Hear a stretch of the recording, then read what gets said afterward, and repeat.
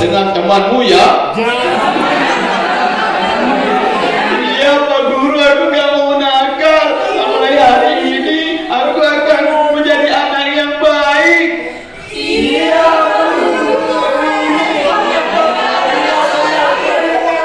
Iya. Ada kue, Pak. Wah, hari ini aku mau makan.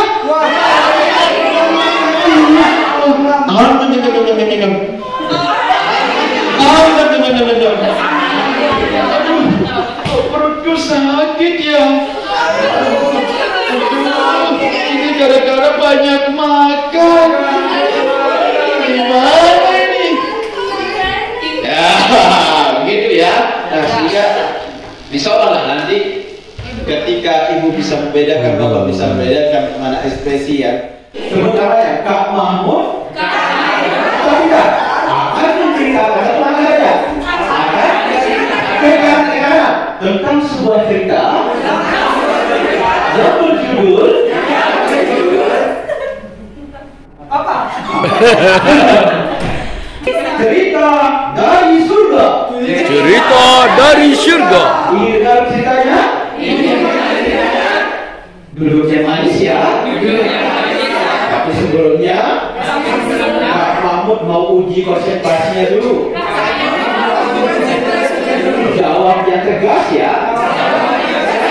Yang jawab dapat hadiah.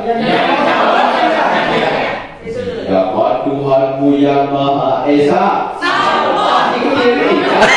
Siapa Tuhanmu yang Maha Esa? Siapa Tuhanmu yang Maha Esa? Siapa Tuhanmu yang Maha Esa? Nah, ini pada saat anak menjawab, berikan perhatian khusus pada mereka bahwa kita memperhatikan jawabannya. Misalnya, Allah. Nah, seperti itu. Siapa Tuhanmu yang Maha Kuasa? Siapa Tuhanmu yang Maha Kuasa? Allah kan menyayangi. Allah kan menyayangi. Allah kan mengasihi. Allah kan mengasihi. Pada anak yang rajin mengaji. Pada anak yang rajin mengaji. Semangat.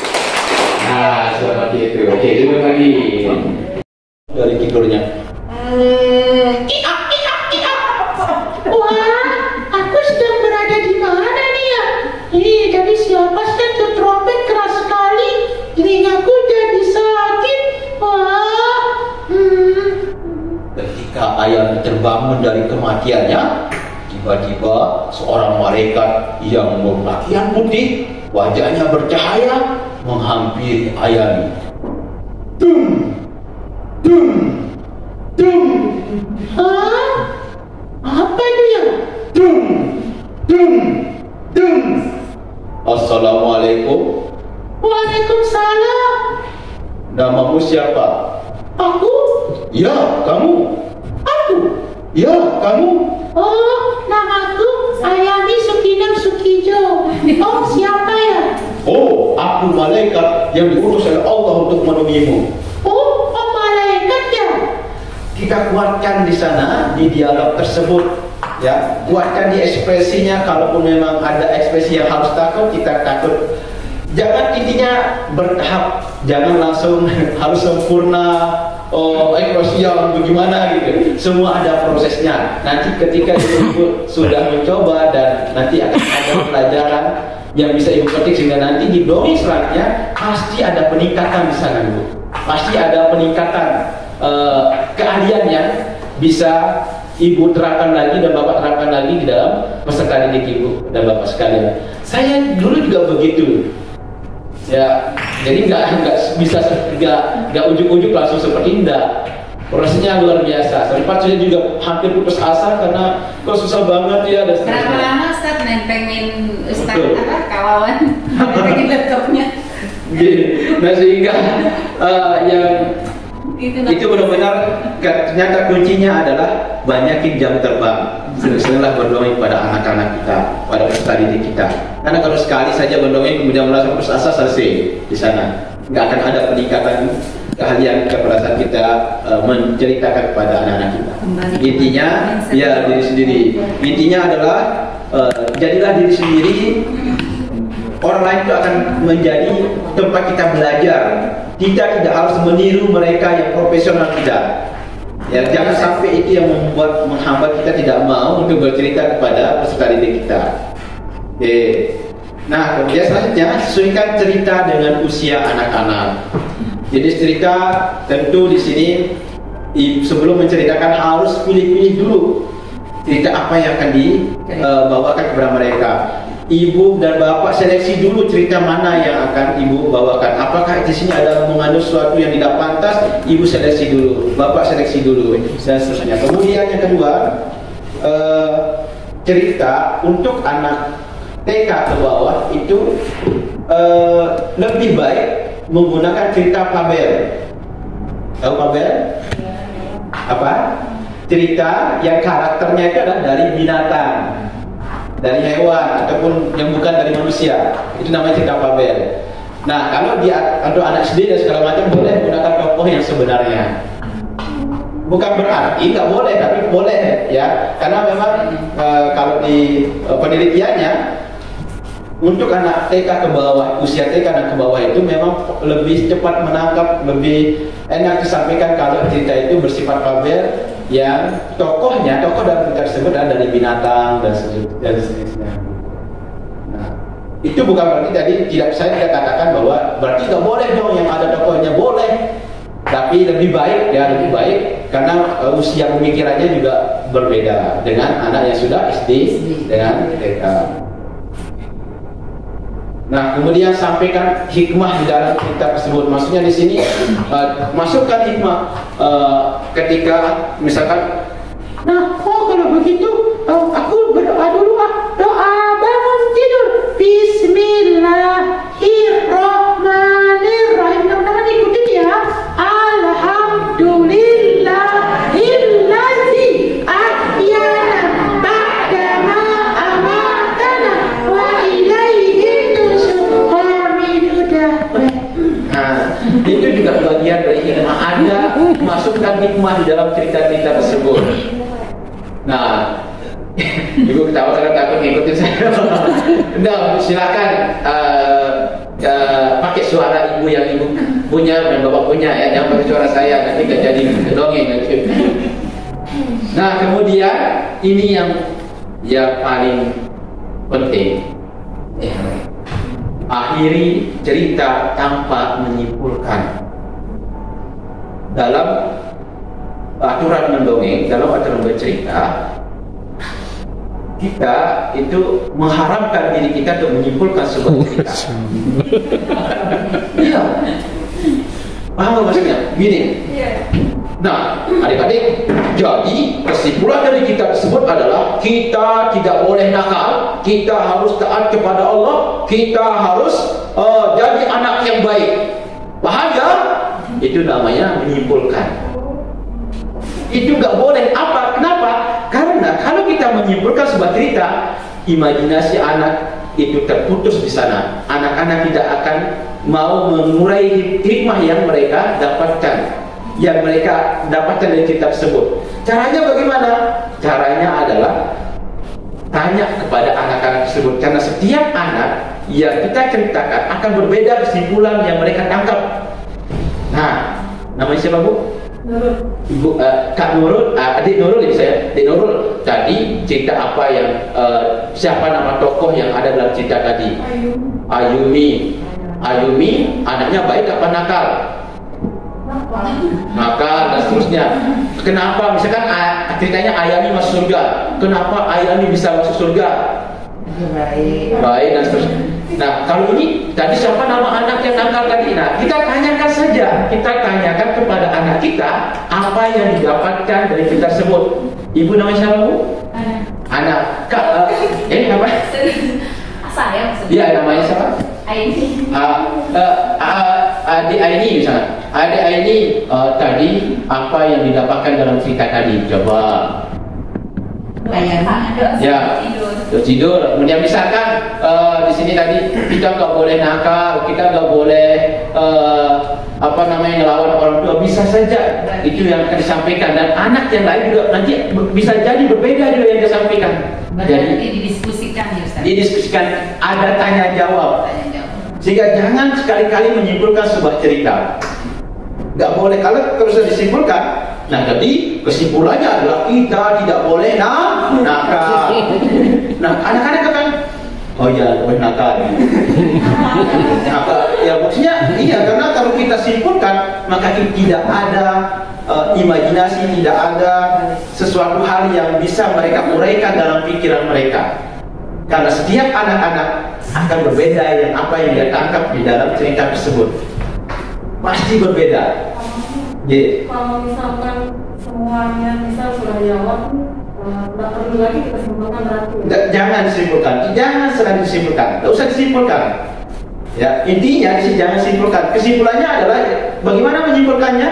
Kita tanya kepada anak-anak kita. Kepada rumput yang bergoyang.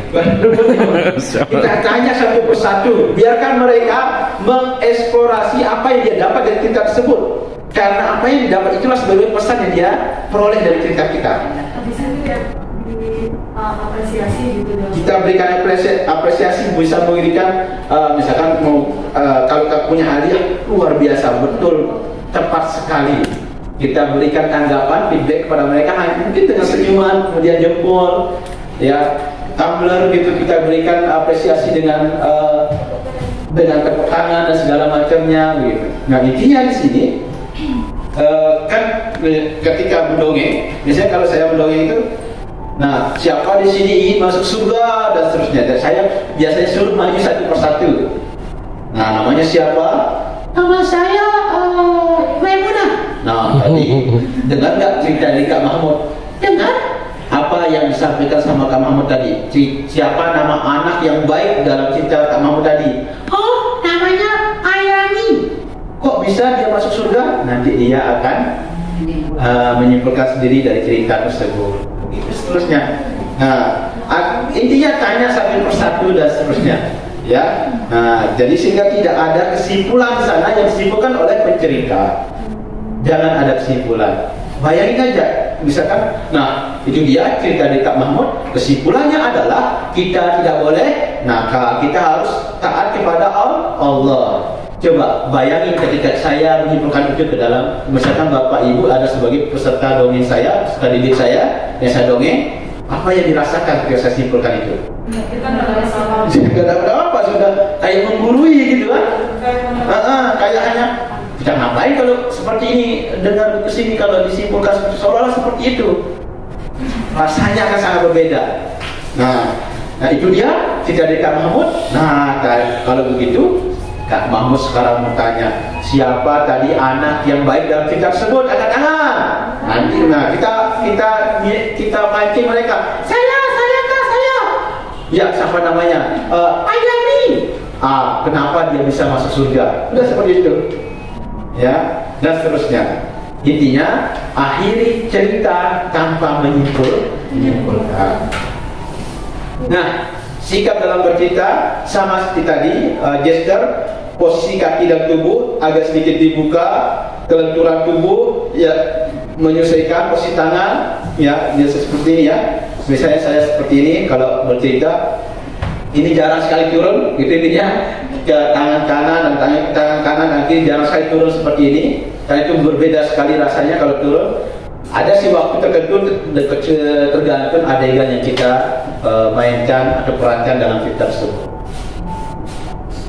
Nah, intinya Assalamualaikum warahmatullahi wabarakatuh. Halo anak-anak, apa kabar semuanya? Baik, dan seterusnya. Ini tujuannya agar mereka benar-benar terfokus dengan cerita kita, dengan gerakan-gerakan tubuh kita, tangan kita, dan seterusnya. Dan itu juga menunjukkan bahwa kita itu memiliki wibawa ketika dalam bercerita, elegan ketika dalam bercerita. Dan ini yang paling penting, pandangan mata. Ingat, jangan sampai tidak memandang audiens kita. Ya, jangan sampai kita dongengnya kemana, apalagi Assalamualaikum warahmatullahi wabarakatuh. Anak-anak, sekarang kita mau bercerita. Ya. Kabur. Aduh, anak-anak hari ini kita mau bercerita semuanya. Nah, cara natap matanya juga berbeda. Misalkan banyak nih audiens kita. 1, 2, 3. Ya, jangan ke depan dulu. Ya, jangan ke depan dulu. Ya, berarti yang kiri kanan diabaikan. Pada saat ucapan salam juga berbeda. Assalamualaikum warahmatullahi wabarakatuh. Ya, bagaimana saya memandangnya? Ya, 3. saya ulangi. Assalamualaikum warahmatullahi wabarakatuh. Mau apa sih? Jawab ya coba. Assalamualaikum warahmatullahi wabarakatuh. Waalaikumsalam warahmatullahi wabarakatuh. Kurang semangat. Assalamualaikum warahmatullahi wabarakatuh. Waalaikumsalam warahmatullahi wabarakatuh. Kalau kau anak hebat, tepuk tangan. Dan seterusnya. Assalamualaikum warahmatullahi wabarakatuh. Yang ini pasti berkelahi. Jadi berkelahi. Ya, tidak fokus. Nah, kalau kita fokuskan pandangan mata kita hormati audiens kita walaupun di anak-anak. Cara penghormatan terbaik kita adalah dengan memandang mereka dari arah kanan, tengah, kiri dan seterusnya. Nah, ini apa namanya?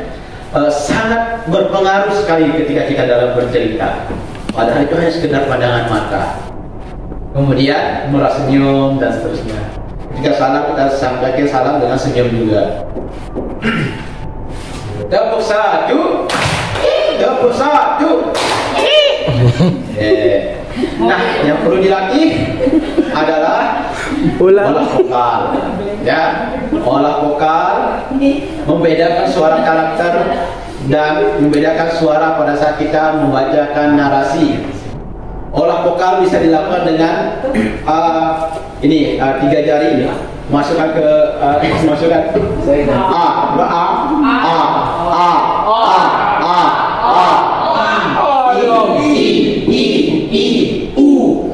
monyongin. Ini harus totalitas ya, supaya apa? Supaya benar-benar ketika kita membacakan cerita itu jelas suara yang kita sampaikan, kata yang kita sampaikan. Cara latihannya adalah kita olah vokal.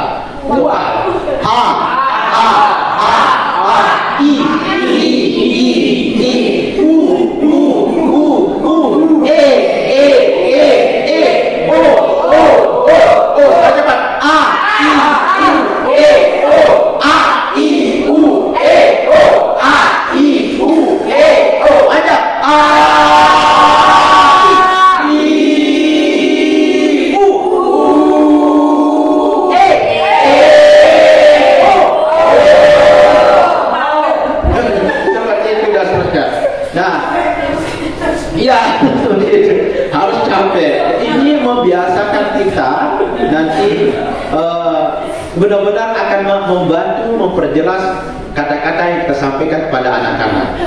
Sering-sering latihan seperti ini. Sebelum mendongeng, lakukan ini. Pemanasannya seperti ini dulu.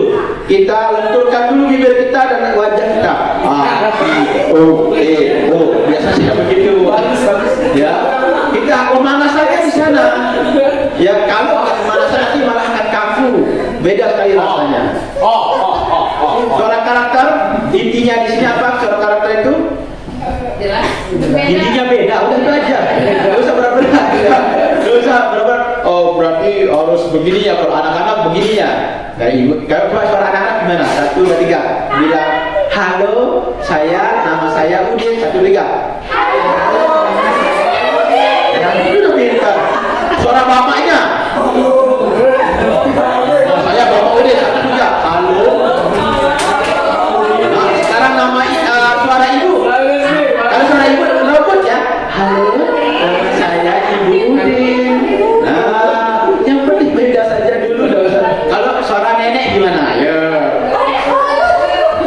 Suara nenek gimana? Kamu baik-baik di sana, cuy ya. Coba. Bentar kan? Kalau nggak bisa suara lidahnya, keluarin lidahnya, kemudian lidahnya lekukan di sini.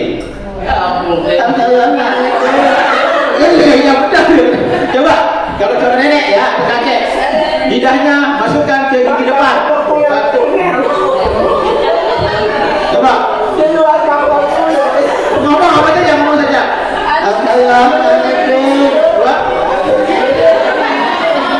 Tapi jangan lidahnya diangkat ke atas. Coba. Itu ada dongeng apa kalau maunya gitu. Gitu. Kalau nenek, kalau nggak mau kesusahan, lidahnya bawa ke sama. Cuma dibedakan. Kamu yang mana ya? Kalau nggak mau seperti itu, Cuk, nanti kamu datang ke sini ya, jangan lupa bawakan buah mangga untuk kakek. Nah, udah ini mainan.